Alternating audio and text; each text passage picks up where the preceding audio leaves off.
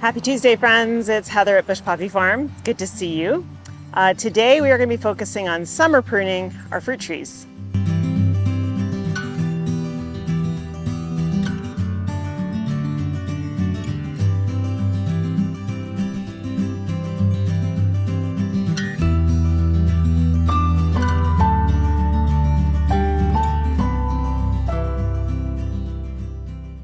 Welcome back. I know it's been a little while. We're living in chaos. We actually are not living in our home right now. It's completely emptied out and there's massive construction going on. In fact, I debated even doing this video because it's very loud over there. Saws and sanding and all that stuff. So hopefully I can edit some of that out or at least dampen it and you can hear me. So it's been a very busy week since the last time I saw you guys. Had a successful harvest for bringing to the wholesaler yesterday morning at 5 a.m. And this morning I harvested for the CSA. And so we're looking good. Tomorrow, Wednesday, is going to be a nice cool day. I think the high is supposed to be 68 degrees Fahrenheit and it'll be breezy, which will be great. I'm going to get the kids out there because Dylan's home now and they're going to help me with the massive amount of work that I need to catch up on at the farm. So that will be tomorrow. But today I want to get this pruning done and I'm kind of going to try to move through it pretty quickly. There's a huge fire, the Point Fire up in Sonoma County, which is not that far from here. And the air quality today is not very good. So I don't want to be out here breathing this for too long. I mean, thankfully we are a lot better off here than the folks up there are. And to my friends who have been evacuated, I love you. I hope you're doing okay. Please let us know if we can do anything. So summer pruning for your fruit trees. So there's 2 times a year that I prune fruit trees. One of them is in the very late winter, like late January, around the same time I do my roses, I'll do the fruit trees right before while they're still dormant. So summer pruning is really to do a couple of things. One, it controls the size of your tree because in the summer it's putting on a lot of growth. And in order to do that, you have to remove a lot of that growth. I want to keep these trees fairly small because this is a tiny backyard orchard, so I want to be able to control the size, and now is the time to do that. Also, by cutting back the new growth to the old growth, there will form fruiting spurs at that location because of the hormones that the tree sends out. And so that means more fruit for next year. Also, by doing this pruning, we're going to open up the tree for more light and air. That's good for fruit production, that's good for disease prevention. So there's a lot of really good reasons to summer prune. And you don't have to be super precious about it. You know, you can kind of go at it and make sure you just take off enough to get your tree looking the way you want it to look. So some of these aren't going to get much treatment at all because they're still small. And but one of them, the pear, this giant guy back here, that's going to get a lot of pruning. It needs it. I need to bring the size way, way down because it's definitely way too high for me to reach those taller branches. Now, a couple years ago, I had some disease issues on this 4-in-1 plum, and I did a massive prune to it. Cut it way back. There was hardly anything left but a couple of twigs. And so last year, it didn't produce anything because it was recovering. But this year, we are loaded with fruit. I've already thinned this and I've already harvested some. And there's just so much on it because it got that really hard prune, made it healthy again, got rid of the disease, and now we're good. So this guy, it needs a pretty big prune as well because you can see the weight. Some of this is from not thinning enough, but also just the weight of this is pulling the main leader over too much. And so I want to make sure I can remove some of this weight, make the tree a little more symmetrical. It'll be structurally better. And also it'll be less encroachment with the pear. And you can see how huge this pear is. We have only 2 fruits on it, but that's more fruit than we've ever had on it before. So it's really big. It needs massive cutting back. So what I'm going to be doing is, this is a good example here. If you look along this stem, you'll be able to see the change in color there. This side is all new growth. This is new growth. So I'm actually going to take this back to here. All this is going to come off. I'm going to take the new growth off. Then a new fruiting spur will form here next year, and we will hopefully get some fruits. So basically all through this tree, I'm gonna be taking back all the new growth from this year, and maybe taking off some other structural branches. We'll just have to see. These guys are smaller and don't need as much work, but I am gonna be judicious and try to trim off some here and there. This tree produced for us last year. Oh no, this one did last year. Did not produce this year. So I'm hoping a good prune will give it a jump start for next year. This guy has never produced for us. So hopefully doing a good prune will help that. And this is the first time this one has produced. So I do want to give them some structural help and see what we can do here. Now I do have a pomegranate and I might do some pruning on that, but maybe not today. And then all the baby trees, all these guys just got planted in the fall. And you know, they started out with peach leaf curl this year, but looking so much better. It's like they've outgrown it. So I will give them a trim because this is a Santa Rosa plum. You see this long branch? It's not gonna be able to support fruit when it puts it on this because it's just gonna come over. So I'm gonna cut most of these branches back so that next year they'll be stronger and thicker and it'll be able to support fruit. So this is a nectarine. I'll do some pruning on this guy as well.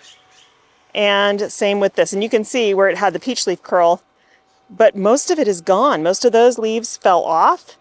And other than being eaten by some things, the new growth looks great. So yeah, all of these will get a little prune as well. These just won't be pruned as hard because they are new, they're young. This is a jujube, I believe. Yep, honey jar jujube. It's never produced fruit for me, but it's brand new. And so this guy is not gonna get any pruning done. I might trim off like some dead stem, but other than that, I'm gonna leave it be, let it grow for another year or so. And in fact, I might stake it, pull it this way so that it's not leaning like that. These are elderberries and they're looking fine. I'm gonna leave these guys. Don't think I'm gonna prune anything on them. And look, we're having our first dahlia. This is Diva. She's been in this garden for a couple years. Okay, blackberries are very close, but we do have bunnies in the garden who are eating, which is a real bummer. I'm struggling with rabbits at the farm and here. If it's not rabbits, it's rats or gophers. So, you know, it's always something. But we are getting harvests. I'm harvesting cucumbers. We've got some squash already. So, and the tomatoes are finally putting on growth and they actually look healthy. They're still very thin, but they're green. Last year, they just didn't get very bushy and they stayed really kind of spindly and not deep green. So tomorrow when it's cooler, I'm gonna come in the morning, early in the morning, and give everything a fish emulsion foliar feed, and that should really help everybody, give them a little boost. Okay, let's start to pruning. I'll just set you guys up so you can watch, and then we'll look at what it looks like at the end.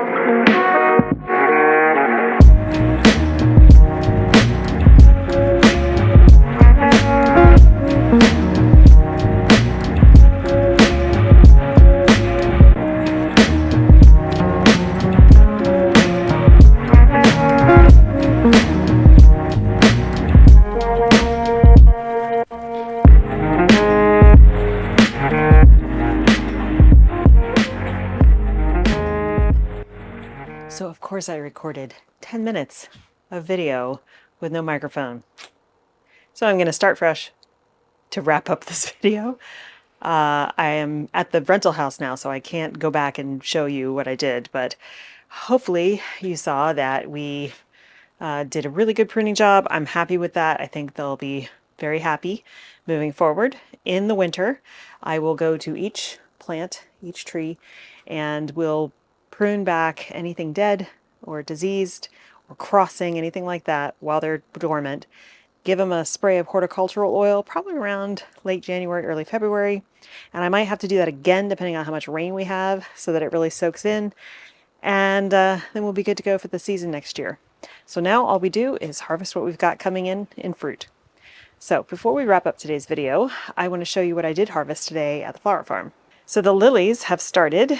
These are Brunello lilies, and aren't they pretty? So we've got these going in bouquets today. We've got bells of Ireland. We've got straw flower and scabiosa.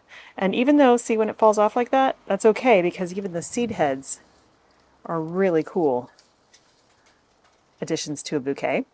We've got scabiosa in different colors, a little bit of feverfew left, not much, and sunflowers. We have a few sunflowers back here. We also have just a few craspedia. Isn't he so cute? These are so fun. Fun little additions to bouquets, and the bunnies apparently really like them because when I went to harvest those, the plant had lots and lots of stems gone, so, you know, I mean, it's the best I can do. The bunny barricade that we erected around the dahlias is working. So whether it's rabbits or something else, and I do have a field camera I need to set up, a game camera, I need to set that up so that we can see what's getting stuff at night. But there are deep holes that are not gopher holes all over the property. And I can tell the difference because gophers kind of fill back in their hole as they go with soil that they kicked out. So I'm wondering if they're rabbit warrens. I mean, it'd be kind of cool if there were snakes because then at least snakes would eat a lot of the rodents. So anyway, hopefully I can get, some good dahlias this year, even though they really did a number on the additional ones that were planted, but we'll see. All right. All that being said, I'm going to close this video out, finish editing it, and get it up for you guys. Thank you so much for hanging out with me today. I hope you have a wonderful time in your garden, and I'll see you in the next one. Bye.